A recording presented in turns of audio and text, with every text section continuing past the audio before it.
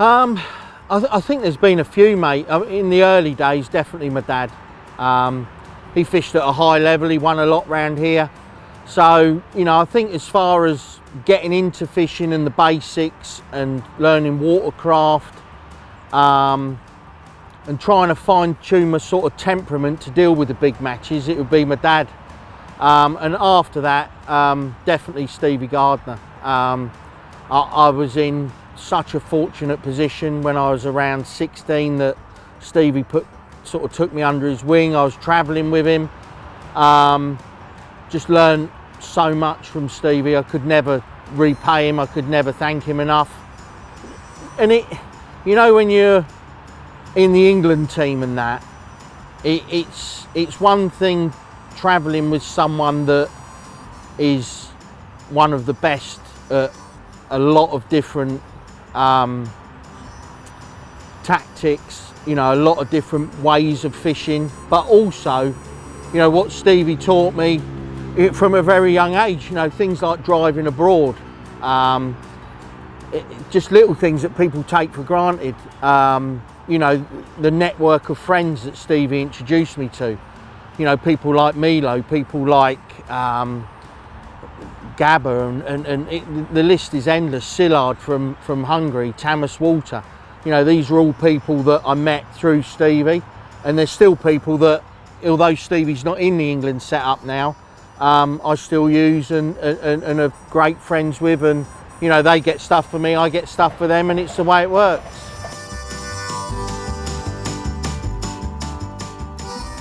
Again, I don't want to miss anyone out.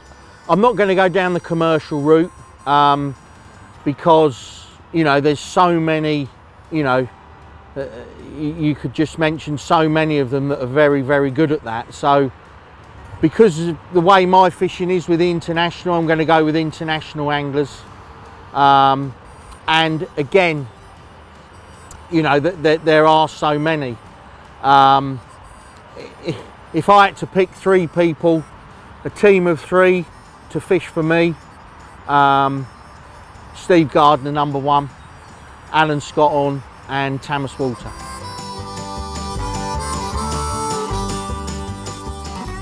So I won my first match when I was 11, which was the Hospital Cup, a local club, Farnborough, who I grew up fishing with. Again, there's anglers from there that I can mention that had taught me so much in the young days.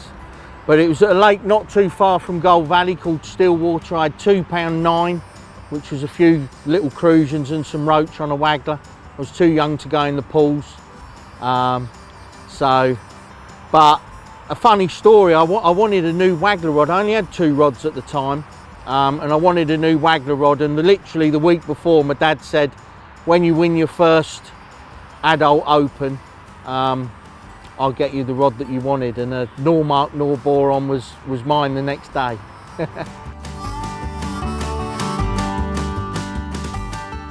My most memorable match, and you know, from someone that's fished world champs, European champs, it would probably be one of the last matches I fished for Farnborough, which was a winter league. I won the points individually that year, but it was on the Way Nav, which is like a navigational canal that flows, for those that don't know. And I caught 2 chub, one on bread punch, one on casters across. And that was the beginning of, I really felt I'd sort of done my apprenticeship, if you know what I mean. Still got still learning now. But, you know, to go to a winter league back then, where it isn't about catching loads of fish, it's about that sense of achievement when you do catch a fish when others can't. And to catch 2 chub, and like I say, I fished junior world champs, adults, and this, that and everything, but my most memorable match that sticks in my mind would be that last winter league on the Way Nav. I'd have to say the World Championships in 2008 in Spinadesco, when I won it individually. team-wise, there's been so many, it's been fantastic. But if you're asking me from an individual point of view, it would be Spinadesco for a few reasons. I'd been close to winning it once before. Italy is just, for me, the #1 place to fish. The anglers, the crowds, the venues, just unbelievable. Probably only Hungary on a par with that. Just a beautiful place, big crowds, which I like, and brilliant fishing. And topped off with the fact that that year Stevie was third. So to win the World Championships and be on the podium with someone that's helped me so much was massive for me.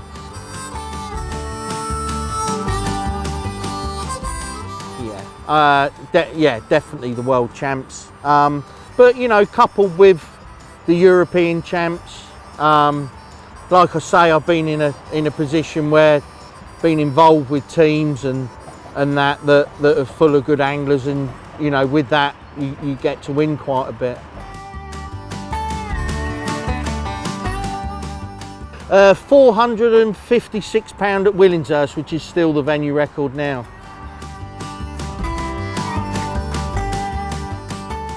So when you say my favourite type of fishing, I'm not going to pick a method, I'm going to pick a type of fishing, which is, for me, like I've already touched on a little bit, difficult fishing. I like it when you're fishing for a handful of fish, where you have to do everything dead right.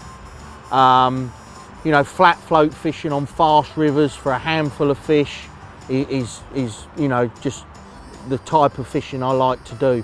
I like to analyse what I'm doing. I like to try and fine tune it, which is why I do a lot of practicing and a lot of preparation, and ultimately get it right when it counts. But for me, you know, difficult fishing, but when there's a few fish about, I thrive on that, and I think that's when, you know, again, that sense of achievement really comes to the fore.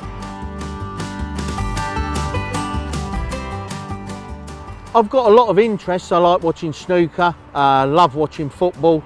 Me and my dad still go to Farnborough Town a little bit, which is a team he played for. So yeah, I've got a lot of interests, but outside of my match fishing, the only other hobby I've got is a little bit of specimen fishing, some carp fishing, some pike fishing, a little bit of barbel fishing, but that's as and when I get time. Even a little bit of drop shotting on the local canal in the season. I love it, love it. Yeah, one day left to go fishing. There is a few. I mean, Lake Valence, Szeged in Hungary is just, you know, in my mind, the best match fishing venue I've ever been to. It's, you know, it's just so good. It's full of fish, dead straight, beautiful climate, everything about it is bang on. But if I had one day left to go, it wouldn't really bother me. I just want to go with my dad, to be honest. It would have to be the new Air Z pole, the Pro. Ridiculous bit of kit. Every time Darber bring a pole out, I think, well, that's as good as it can get. They can't improve, and they keep improving it. At long lengths, 14 and 16 metres, there isn't a pole that can rival it. Added to the fact, as a lot of people know, I'm a massive fan of strength and durability. And, you know, for a pole that is as light, as stiff, as fast, as responsive, coupled with the strength that it's got, I just, you know, that would have to be my favourite bit of kit of all time.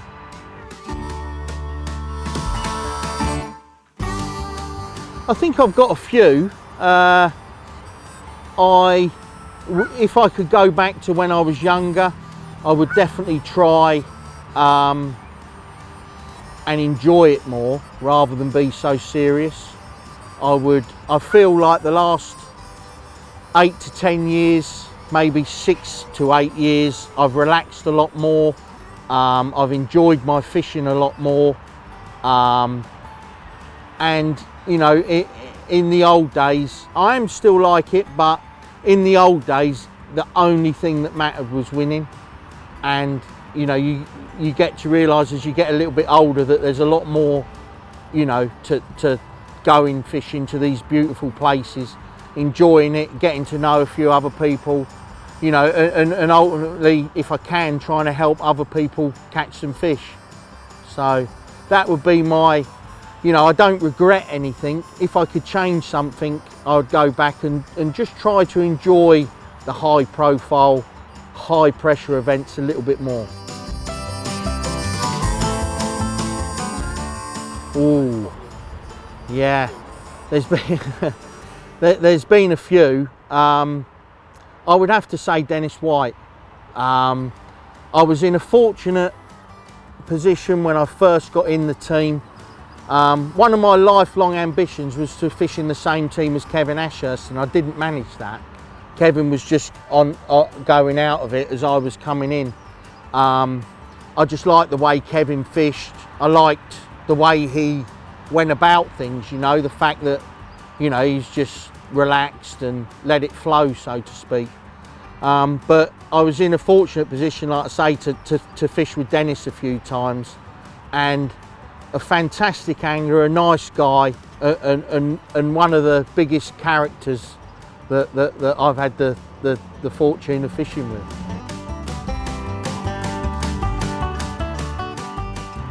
Definitely the competition. I love competition. I'm competitive whatever I do. I like the preparation and practice side of things. I like fine tuning. For instance, as we're doing this, I'm busily preparing for Portugal, the European Championships. I haven't fished a match for 2.5 weeks now, but I've been fishing virtually every day. I've been out on the lakes here, out on other lakes, firing sticky mag, making this up, that up, fine tuning everything. And one of my favourite things is the sort of professionalism angling's got now. You know, people have took it to the next level. It's not just about, you know, putting your gear away on a Friday night and getting it back out Saturday morning the next week.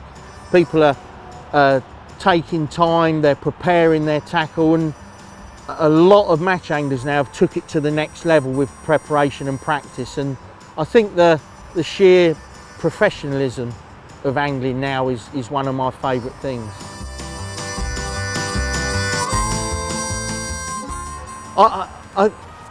It's not my least favourite, but what I would change is the organisation, and it might become like I'm being quite selfish, but the organisation of these big matches in England, I don't see why they all have to be the same weekend or within 2 weeks of each other. For instance, for me, and again from a purely selfish point of view, I'm going on the World Champs. It means I can't fish the Maver, I can't fish the Fish South, I can't fish, I think it's the Golden Rod or the Golden Reel, whatever one, and they all clash. And I do think with a little bit more, let's sit down, talk about this, you have this weekend, we'll have that one, and it isn't just me. You know, a lot of these guys that their year's fishing is qualifying for these big events. If they qualify for one of those, they can't fish 2 others. And, you know, you don't see that in any other sport. You know, if Ronnie O'Sullivan qualifies, not that he has to qualify for anything, but he qualifies for the World Champs, doesn't mean he's got to miss the Masters and the UK Open. They're all planned in a certain way that anglers, if they want to, can target them all. So that would be, it's not my least favourite thing, but if I could change it, I would. Casters. Casters or casters.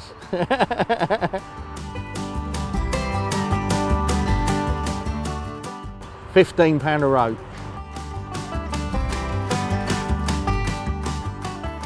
Bovril. Yeah. Yeah, it's a funny, I always used to take black coffee, and again it's going back to football. Me and my dad went and watched Farnborough last, probably a couple of years ago now, and it was the coldest wind, and we were just sat in the stand watching, And I said to him, I'm going to go and get a cup of coffee. And I went down and they were doing Bovril, and I got 2 cups of Bovril, and now me and my dad just drink that. So it's just nice. It warms you up. But yeah, the only problem with my flask is I need a bigger one. Ooh, I'm trying to lose weight, but it's normally a Twix or a Mars bar. I've always said Fishermania, you know, because for a long time it's been the biggest domestic match. But you know, things have changed for me. The international scene's fired right back up again after the pandemic, and it's where my interests lie. It's where my heart lies. It's the fishing I want to do, and I would love, with the current crop that we've got in the England team, to win a World or a European Championships with the likes of, you know, Cameron Hughes, James Dent, Matt Goffrey. You know, you've got so many good young anglers. You know, you've got, you know, Rory, you've got, you know, Matt, a lot of good anglers, and I would love to win a World Championships team-wise, or a European Championships, you know, with the likes of, because a lot of those anglers, Matt Goffrey, Matt Derry, Rory, you know, I'd had a couple of years, fortunately, with Steve Sanders. I was one of the coaches in the Young England team, and these were all guys that I saw as youngsters, you know, and I would just, I'd forego anything individually for us to win a gold in Europeans or Worlds with the crop of anglers we've got, because they deserve it.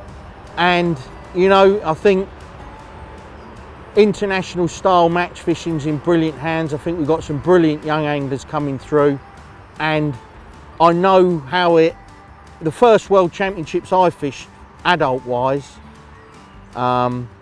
we won as a team, and that just kick-started my career. It kick-started everything for me, and you know, if that can happen for this current crop of youngsters, that would be perfect.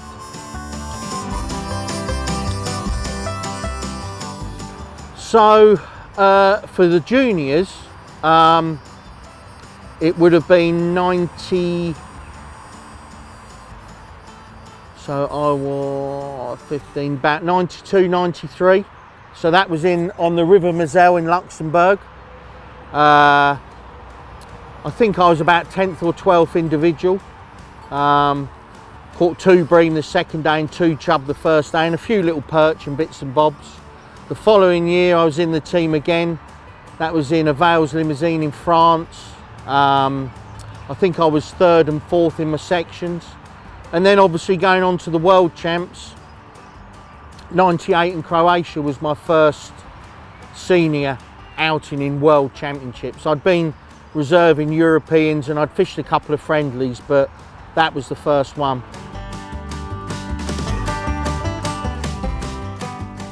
It would be the first one, definitely, in 98 in Croatia. Like I say, it was all a bit surreal at the time, you know, anglers that I'd sort of, apart from Stevie and Bob I'd seen on the circuit a little bit, anglers like, you know, Dave Vincent, Kim Milson, Alan Scotthorne, anglers like that I'd just sort of seen from afar on big matches, and then all of a sudden you're in the arena where they're depending on you and you're and you're actually in their team.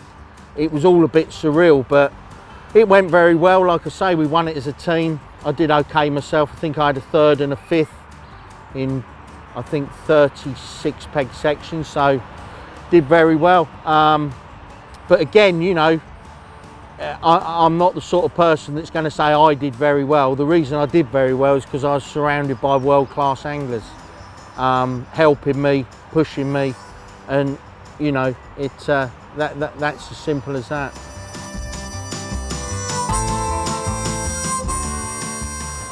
I would say the River Var in Slovakia. I think it was about 2003. Did well every day. In practice, caught loads of fish, and there were 3 pegs in E section that were like 5 foot deep. The rest of this channel, it's a fast flowing channel with barbel bream. The rest of this channel's like 10 to 14 foot deep. And I'd caught fish all week, so confident, and I drew one of these shallow pegs the first day, caught nothing. The French lad next to me hammered me, just fished for bleak, and I still thought I'd catch barbel, and that didn't. And the next day I drew the next peg. So both days, you know, didn't really have a peg where I could sort of do what I wanted to do. Didn't fish it right ultimately, but what goes around in fishing comes around, and we went back there in 2006 for the Europeans and I won it individually. So it just shows what a funny old game fishing is.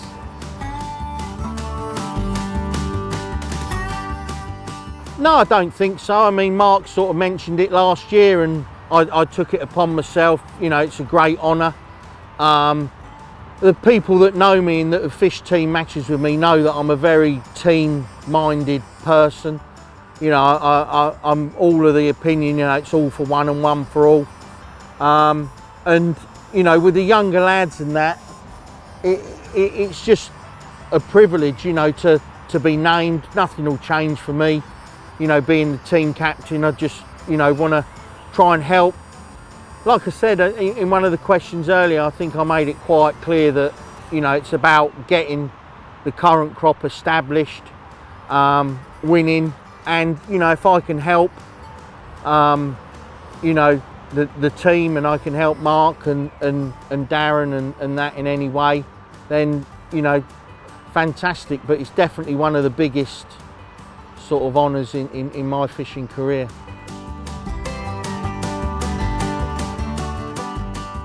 I think they're good for English match fishing, yeah. Again, you know, I've mentioned this lots of times. You go back 15, 20 years ago, the pinnacle of match fishing was to represent your country, to fish in the Worlds or the European Championships. And now in a lot of people's eyes, it's to win Fishermania or to win Maven Match this or whatever big event, be it, you know, Riverfest or Golden Rod, Golden Reel, Fish North, Fish South. And you know, that's fantastic. I think it's brilliant for English match fishing.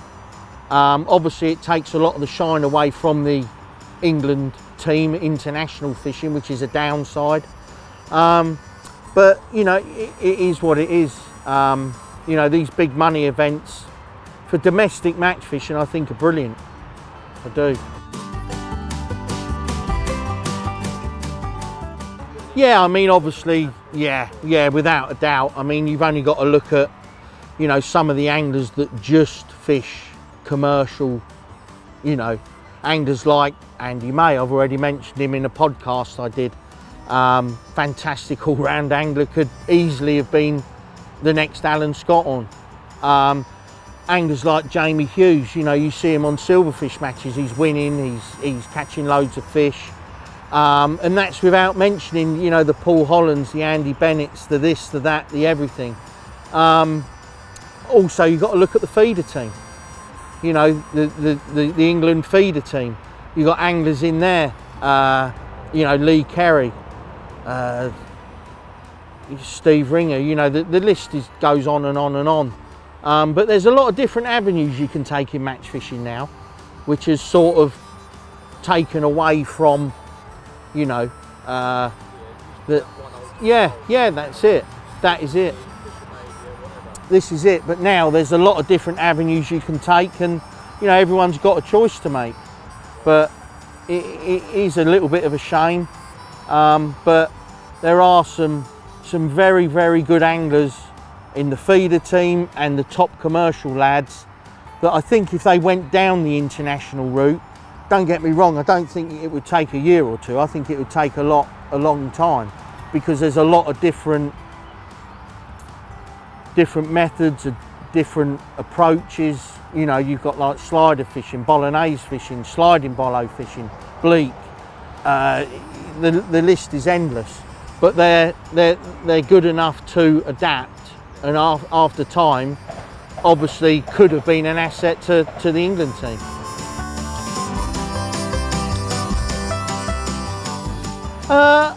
Yeah, I mean, I think it has, and ultimately what you got to think of is, you know, you go on these qualifiers and most of them it's just the winner that qualifies. And, you know, for me, back in, I think it's 2018, when the Worlds and the Europeans wasn't going ahead, you know, I was going to places like Woodlands, Thirsk and this, that and the other, and I'm in a privileged position where I've got a sponsor and I've got the time to do it, but it can be very, very expensive. But all fishing is, and most hobbies are. So, you know, you've got to look at, you know, the pros and cons. The one thing I noticed in this area though is you know, you come down a tier or two, with the utmost respect to club matches and that, and it's still very strong. You know, the competition's there, they're all catching lots of fish, and, you know, I do think that, you know, match fishing as a whole in England is very healthy. I do. You just got to choose to what extent you do it to, and to what extent you push the financial side of it to.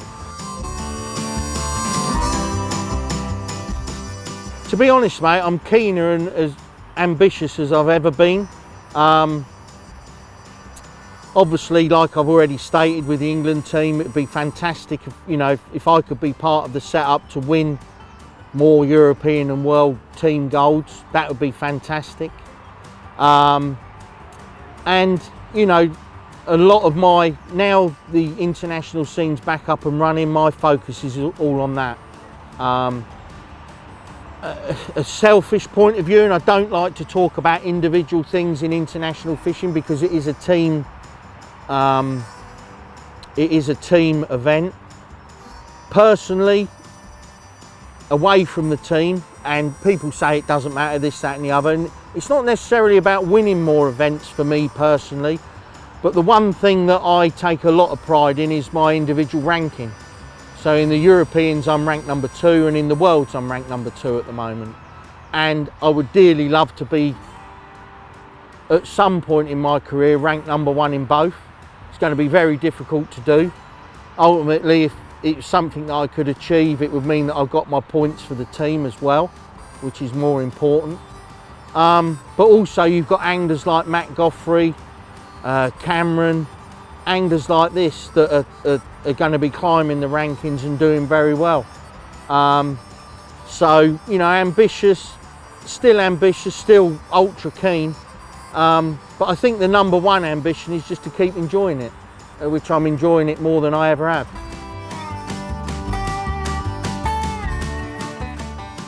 It's something that I did think about in the past, but you see, for me, a lot of people don't know about Gold Valley, my life, the businesses, and when I do retire, it will be to take a back step from fishing altogether, match fishing, to concentrate on the family businesses, which are ultimately what's going to provide for my children and their children, and so on and so on.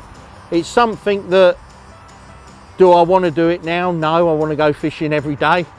But, you know, it's a matter of time before I'm going to have to do it. And when I have to do it, I will want to do it, because it's something that is very important. My grandfather built the business up, down to my father, and then obviously, ultimately it goes to me.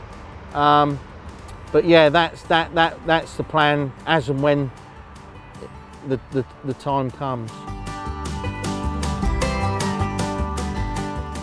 Next match, I've got a couple of matches I can fish, but you know, for me, it's all about preparation. It's all about getting ready for Portugal. We leave on the 10th or 11th,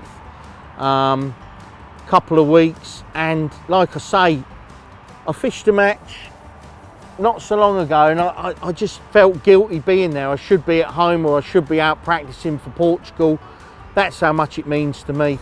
That's my number 1 priority at the moment.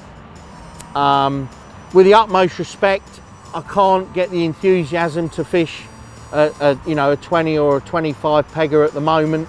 That's no disrespect, and like I say it with utmost respect. I've just got, you know, bigger things on my mind. And the beauty is with Carouche, where we're going, I've been there before. So my preparation levels can take a step up because I know the tackle I'm going to need. I'm not just doing it, I'll do a little bit of that in case I need it. I'm doing my hooks, my line, my rigs, my rods, all my setups, my catapults, my distances, because I've been there before and I know what I need. And anglers that have been there, you know, seen it, done it, will know exactly what I mean.